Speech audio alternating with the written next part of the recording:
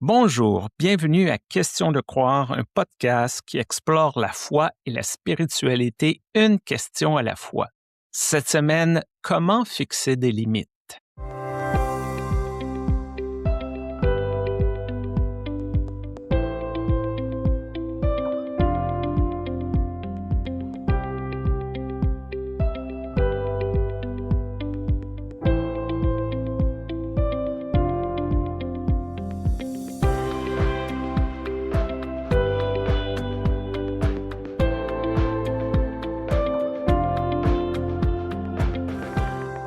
Bonjour Stéphane, bonjour à chaque personne qui nous écoute.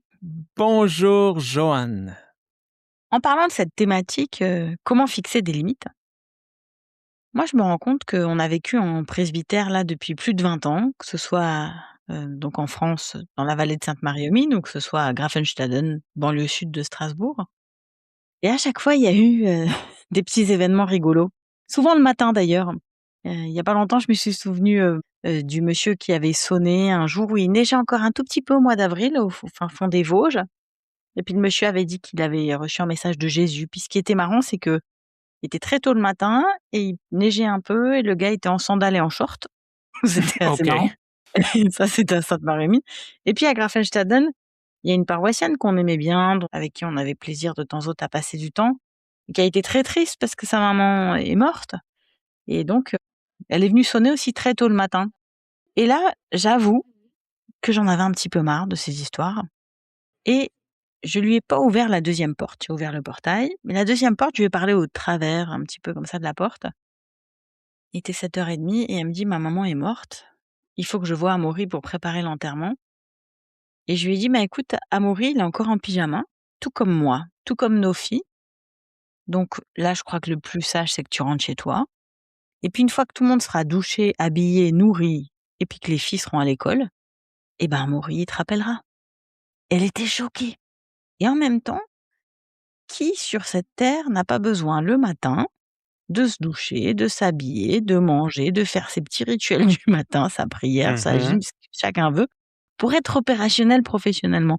Pourquoi nous, en tant que ministres, il faudrait qu'on reçoive les gens sales, la laine fétide, en pyjama, dans le bordel de nos maisons? Parce que les gens ont un truc un peu urgent émotionnel. Quel est le sens à tout ça, en fait? Oui, c'est vrai, essayer de faire ça avec un avocat ou quelqu'un de profession comme ça, débarquer à 7h30 puis de dire: «Ah, faut que je te parle immédiatement». Non, mais on s'attend à une espèce de dévouement presque total de la part des pasteurs. Mmh. C'est quelque chose qu'on met en valeur souvent dans des descriptions de tâches, on va voir ça, est toujours disponible, Mmh. mais c'est une invitation à se faire, envahir par, les paroissiens, les paroissiennes et la communauté en général. Ça me fait penser à cette histoire qu'on m'avait contée lorsque j'étais au collège théologique, au séminaire. Tu sais, cette belle histoire du pasteur qui arrivait, c'était sa première journée, il emménageait dans le presbytère, dans la cure. Et là, il y a quelqu'un qui arrive de la paroisse qui dit: «Ma mère est à l'hôpital, pourrais-tu venir?» Et il a tout laissé et est allé faire cette visite et on nous présentait ça comme quelle belle histoire, quel beau dévouement, mais moi, dans ma tête, c'est: «Oui, mais son épouse et ses enfants, là, qui ont Mmh. dû se farcir le déménagement seuls». Déjà, déménager, c'est pas facile. On enlève un adulte dans tout ça et l'histoire disait pas: «Va visiter ma mère, puis tel et tel paroissien vont venir pour t'aider, là, pour essayer de faciliter le déménagement». Non, non, non, non, c'était, tu donnes, puis on prend pour acquis que la famille encaisse. C'est ça, cette idée-là de être là tout le temps. Moi, je dis, il y a urgence et urgence. Il faut savoir mettre ses limites professionnelles comme tous autres professionnels. Je pense qu'il faut mettre des choses non négociables. Puis ça vaut pour les pasteurs, mais ça vaut pour tout le monde. Il faut mettre des limites. Je sais que c'est facile à dire, c'est pas toujours facile à mettre en place, mais je pense qu'on a besoin dans notre tête de dire il y a des choses non négociables. Je reviens souvent, l'un de mes mentors m'a toujours dit: «Ta famille, c'est ton premier ministère». les paroisses, ça vient, ça va, on change beaucoup Mmh. de boulot dans la vie. Normalement, sa famille, c'est supposé de rester pour toujours. Je sais que c'est pas toujours le cas, mais idéalement, ça devrait être ça et de dire quel impact que ça a sur ma famille, sur mes proches, sur les gens qui comptent vraiment beaucoup sur moi et toujours donner, mais négliger en même temps quel genre de message que ça envoie. Souvent, j'entends des pasteurs prêcher: «Prenez le temps avec votre famille, la famille, c'est important, c'est au centre de l'Église, c'est au centre de la société». Mais si on travaille 6-7 jours par semaine, on n'a pas de crédibilité, là. Les gens, ils regardent, ils disent: «Oui, oui, tu parles, mais fort probablement, tu ne seras pas capable de reconnaître ton fils s'il était devant toi parce que tu travailles trop». Quel genre de crédibilité que c'est ça? Et c'est vrai que les limites, elles sont valables aussi pour les ministres, et les laïcs. En fait, il y a pas longtemps, pour préparer cette émission, je suis tombée sur une étude qui prouve que dans certaines méga churches, mais ça doit être valable aussi dans des plus petites churches, des plus petites églises, que certaines églises, certaines structures tiennent grâce au travail gratuit, donc le bénévolat, hein, volunteering, Mmh. et épuisant des jeunes femmes qui ne sont pas encore mariées. Et finalement, je comprends un petit peu la dynamique. Elles ont été enfants et jeunes dans ces églises. On leur a dit qu'elles allaient rencontrer un mari chrétien. Donc, tant qu'elles n'ont pas de mari chrétien, elles n'ont pas leur propre foyer. Et donc, finalement, ce sont des églises qui ont tellement d'activités, tellement de possibilités de rencontrer, d'aider les autres, bah, qu'elles se donnent à fond là-dedans jusqu'à ce qu'elles espèrent, par le biais de je ne sais quelle convention de prière, quelle retraite de jeunes adultes, quel, réseau, voilà, rencontrer leur, futur mari. Mmh. Et jusque-là, elles s'épuisent vraiment, quoi. Il y a des femmes qui disaient dans cette enquête que heureusement qu'elles se sont mariées parce que sinon elles allaient mourir d'épuisement. Et puis finalement, moi, je me rends compte beaucoup, c'est mon analyse, hein, elle n'engage que moi et puis peut-être qu'elle, peut un peu froisser des personnes. Puis si c'est le cas, voilà, je suis un peu désolée, mais c'est mon analyse. Moi, je pense que la grosse erreur des églises luthériennes et réformées que moi j'ai connues dans mon itinéraire de ministre, que ce soit en Alsace ou bien en Suisse, c'est que pendant si longtemps, on s'est reposé sur le travail gratuit des mères au foyer, qu'à partir du moment où ces femmes ont commencé à prendre des pourcentages, à faire autre chose, à avoir des carrières ou à vouloir tout simplement faire du yoga ou de la marche, enfin d'autres choses que de s'occuper de l'église, eh bien en fait l'église est incapable de fonctionner sans ces présences-là.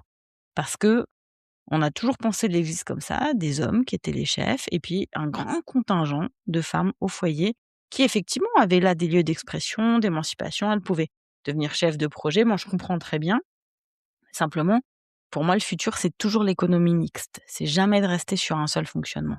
Et j'en parlais dans notre épisode aussi sur un petit peu tout ce qui est addiction, emprise, etc. Si tu fais que de l'alpha, ben, quand tu arrêtes ton programme alpha, tu sais pas faire autre chose en fait.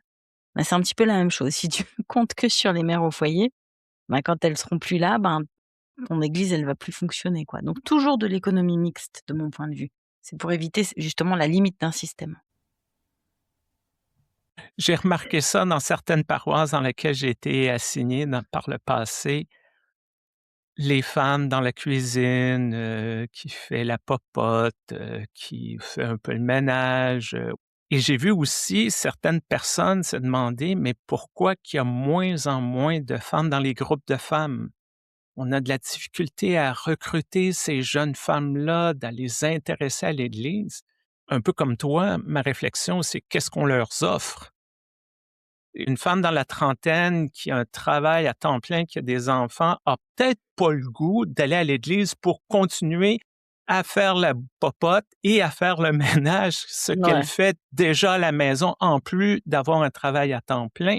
On prend justement pour acquis ce mode-là et beaucoup d'églises, moi aussi j'ai remarqué, ont de la difficulté à faire cette transition-là de dire, bon, ben, ces femmes-là, ben, ils ont peut-être besoin d'autres choses. Ils ont peut-être le goût de s'impliquer dans des causes de justice sociale, de revendication, d'organisation, pas nécessairement dans le domestique. Effectivement, le modèle est construit autour de ces heures données gratuitement et c'est bien le bénévolat, c'est bien donner des heures, c'est un don à l'Église, mais c'est prendre pour acquis lesquels vont le faire Mmh. et de mettre un peu de pression, de ne pas respecter justement ces réalités-là, ces limites-là, il y a un problème.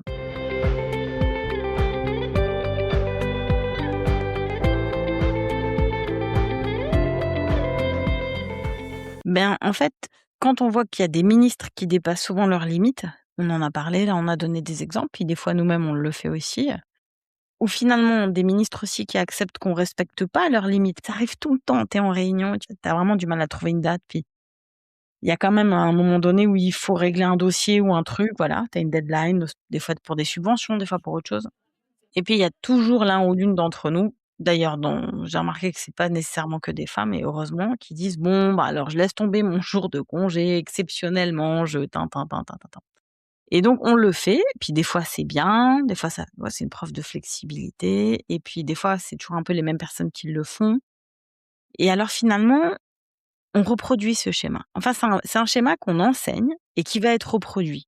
Moi je me rappelle, on avait fait un camp très formateur sur plein de niveaux avec l'Armée du Salut, un camp, dans le sud de la France et le pasteur vraiment tous les soirs en réunion d'équipe, il nous encourageait à faire plus pour le Seigneur et c'est clair que c'est un mec, j'ai l'impression il comptait pas tellement ses heures. En fait, il incarnait un peu ce qu'il disait. Et puis moi, je pense que j'ai un peu, internalisé ça, intériorisé ça, tu vois? Donc, un camp, c'est un moment où tu en fais toujours plus. Puis le dernier camp qu'on a fait, un camp quand même de 13 jours avec Amaury, nos filles et cetera. Au bout du 10e jour, j'ai vu que tout le monde était crevé. En fait, les jeunes, ils ont plus tellement l'habitude d'être beaucoup en extérieur, de faire beaucoup de jeux de ballon, de s'occuper des enfants. On vient plus de grandes familles. On n'a plus, le la capacité un peu d'absorber cette tension, cette pression, le bruit, l'agitation.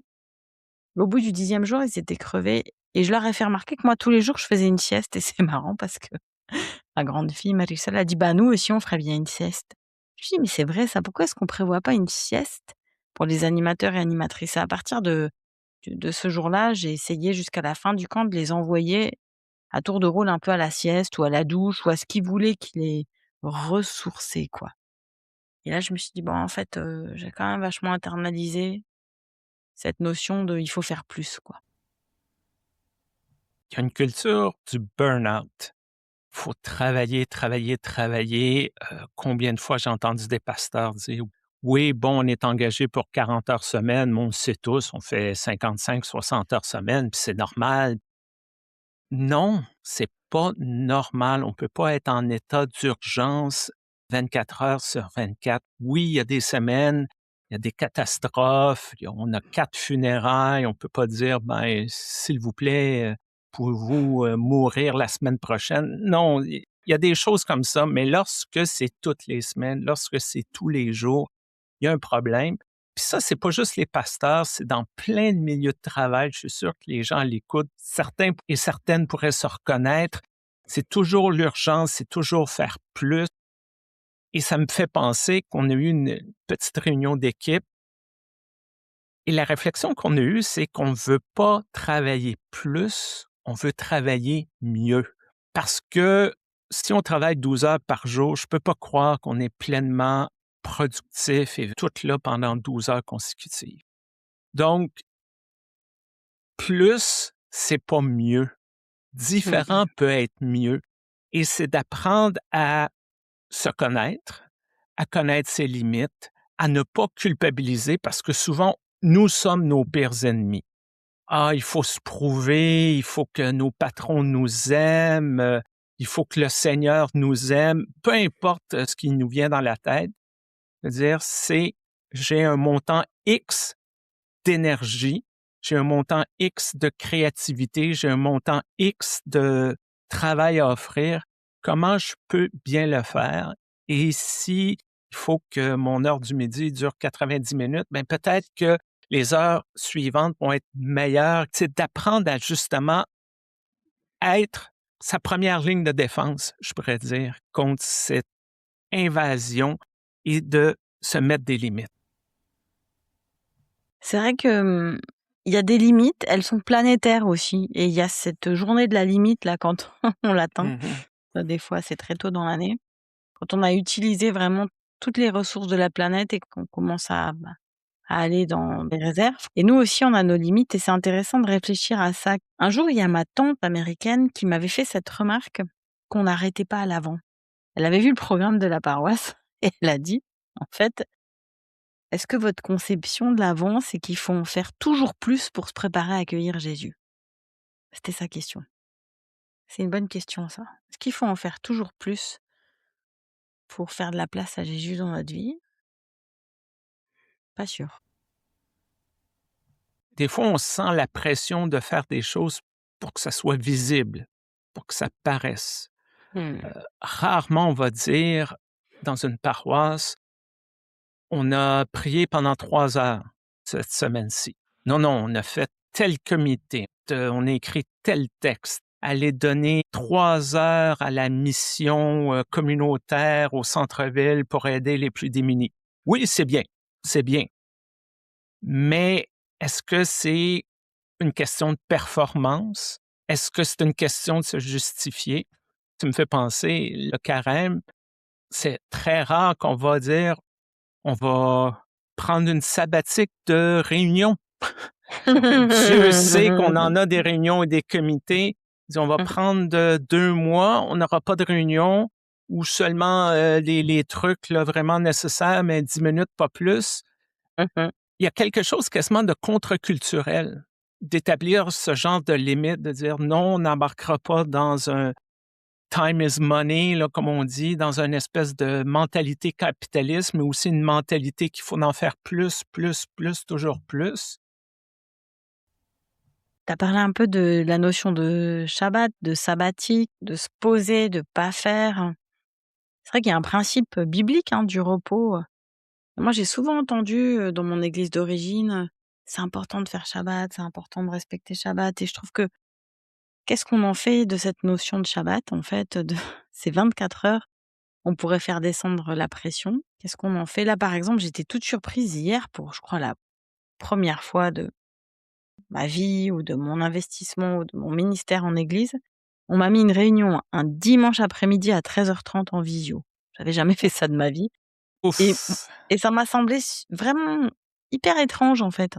Pas du tout le genre de choses, où j'ai l'impression que c'est la bonne chose à faire et en même temps, ça a arrangé vraiment beaucoup de gens dans cette réunion, où j'ai entendu le besoin des autres et puis finalement, je me dis aussi, ce Shabbat ou cette année sabbatique ou ce temps sabbatique, c'est une façon de rééquilibrer lorsqu'on dépasse les limites. Il faudrait pas non plus se dire: «Ah mais c'est pas grave, je vais dépasser mes limites puis après je me reposerai». Il y a un principe qui est tellement simple, mais qu'on a difficulté à l'appliquer dans notre vie de tous les jours, c'est: on ne peut pas donner ce que l'on n'a pas. Lorsqu'on a une voiture, s'il y a plus d'essence dans le réservoir, la voiture n'avance plus. De la même façon, pour un être humain, si on n'a plus de force physique ou de force, émotionnelle ou de force spirituelle, on peut pas en donner. On n'est pas invincible. On a besoin de recharger, un peu comme on recharge des piles. Par exemple, dans Matthieu 14, bon, Jésus nourrit une très grande foule, multiplication des pains. On dit qu'il y a 5000 hommes, sans compter les femmes et les enfants.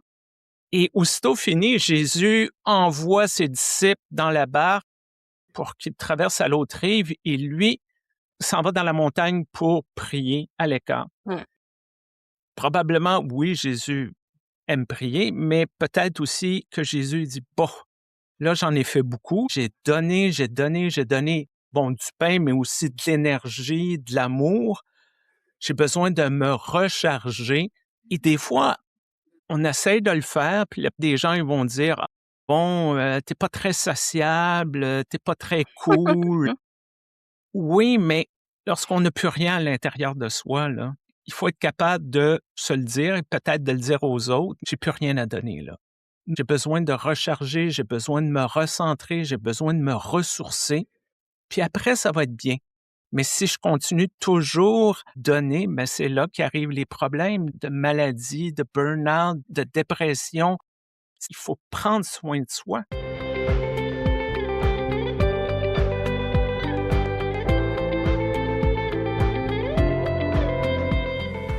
L'année dernière, je me suis rendu compte dans mes fonctions précédentes dans l'église que souvent, on parlait pas avec les jeunes des limites. Mmh. Alors bien sûr, il y a des limites un peu classiques, voilà, pas d'alcool, pas de drogue, pas de sexualité pendant les camps, pendant les activités jeunesse. Et puis ça, ils le savent. Et puis après, effectivement, comme on est dans des sous-cultures et des endroits où peut-être, on n'a pas toujours su identifier un certain nombre de limites, je me suis dit que c'était important de leur faire suivre une formation à tous ces jeunes en responsabilité sur le respect, en fait, de l'espace de l'autre, la sphère corporelle et notamment en camp. Le lit, le dortoir, la douche, les salles d'eau, Mmh. le corps des enfants et des jeunes pendant les jeux. Et puis il y a beaucoup de questions qui ont émergé. Et puis de temps autre, une chose qu'on a souvent entendue toi et moi, hein, on ne peut plus rien faire. Ah ouais. «Oui, mais ce jeu là tellement rigolo où on fait ceci, on fait cela, on se touche comme ci, on s'attrape comme ça, on se mouille par-ci, on se voilà». Bah non, je dis: «Écoute, ce serait mieux de pas le faire, l'église, peut pas assumer un jeu comme ça, il est pas assez pédagogique, il met en danger le corps, il stigmatise. Potentiellement, s'il fait chaud, s'il fait froid, il peut y avoir tel ou tel effet, donc non, enfin, faut le réfléchir tout ça». Et oui, c'est vrai, on ne peut plus faire les choses comme avant. On a intégré des limites dans nos pratiques et finalement, c'est un très bel exercice de discipline spirituelle parce que partout où on met des contraintes, finalement, ça permet d'éveiller, tout simplement la créativité. Il y a des jeux qu'on peut plus du tout faire, il y a des pratiques qu'on peut plus accepter, il y a des limites qu'on a posées et à partir de là, on va pouvoir faire plein de nouvelles choses, en fait. Et ces limites-là, c'est pas juste parce qu'on n'a rien à faire puis qu'on veut, trouver des trucs pour emmerder les gens. C'est pas ça, c'est qu'est-ce que ça a comme impact aux personnes qui reçoivent ça? Mmh. Ces mots-là, ces attouchements-là, ces blagounettes. Oui, c'est drôle pour ceux qui le font, mais pour ceux qui le reçoivent, c'est pas drôle. Donc, c'est d'essayer d'éveiller les consciences. Un exemple, qu'on voit malheureusement, c'est le problème des pasteurs qui sont à la retraite, mais qui continuent à s'ingérer dans la vie de la paroisse, qui continuent à faire des visites, qui continuent à avoir de l'influence sur les décisions, mais c'est au détriment du ou de la nouvelle pasteur qui essaie d'établir son style, qui essaie d'établir sa place. Et ça, on n'a pas d'apprentissage là-dedans. On tolère ça trop souvent, même si on sait que c'est pas correct. Je vais te donner un autre exemple. Une ancienne paroisse, il y a une agente de pastorale qui avait pris sa retraite, il avait engagé une nouvelle agente de pastorale. Un jour, j'arrive et l'ancienne était dans la cuisine avec 10 paroissiens, puis il faisait des tartes. Mmh. Puis c'était pour une activité de levée de fonds. J'ai soulevé la question et ce qu'on m'a répondu, c'est que ben, la nouvelle personne n'est pas dans l'édifice, fait que c'est OK. C'est où le problème qu'on m'a dit? Il faut savoir couper le cordon. Oui, on se fait des amis, ça je comprends, on n'est pas des robots, là. Mais est-ce que cette activité-là devait avoir lieu dans la cuisine de l'église? Comment l'autre personne peut développer sa crédibilité, développer des liens si elle a toujours le spectre de l'autre personne au-dessus de son épaule? Des fois, oui, il faut mettre des limites, il faut mettre des règlements parce qu'il y a des gens qui ont de la difficulté à penser sur l'impact que ça a sur l'autre personne. Je me demande si on a souvent des conversations comme ça dans nos lieux d'église sur nos limites.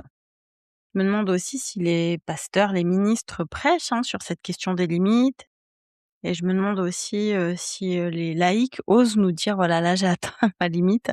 Parce que j'ai l'impression que parfois on a des débuts de conversation là-dessus. On commence à être un peu honnête et puis chacun rentre dans une sorte de pudeur de se dire: «Après tout, le pasteur en fait beaucoup, moi aussi je peux en faire beaucoup, puis je veux bien reprendre un mandat, ça a l'air de le soulager». Et donc, j'aimerais bien avoir, voilà, des échos, des retours, de savoir s'il y a des endroits où on a trouvé des bons moyens de mener cette conversation. Parce qu'en fait, on est un peu pris en tenaille entre notre culpabilité, notre responsabilité et puis notre besoin aussi de dire: «Stop». Très bon point. Et j'espère que vous êtes capable d'avoir ces conversations-là aussi avec vos proches et j'espère que vous nous donnerez des nouvelles de ça en nous écrivant à questiondecroire@gmail.com. Merci Joanne pour cette, conversation. Je veux remercier l'Église unie du Canada, notre commanditaire qui relaie notre podcast, qui offre aussi des blogs et des vidéos sur des sujets de spiritualité et de foi. Merci à Réforme qui relaie aussi notre, podcast. Et on a aussi un groupe WhatsApp où on a des conversations sur, tout plein de sujets aussi, Ouais. des gens très allumés. Puis on n'a pas besoin de savoir, la théologie ou être un expert en Église, là. C'est vraiment pour tout le monde, pour tous et toutes. Alors je te souhaite une bonne semaine, Joanne. Merci à vous aussi, prenez bien soin de vous. Au revoir. Au revoir.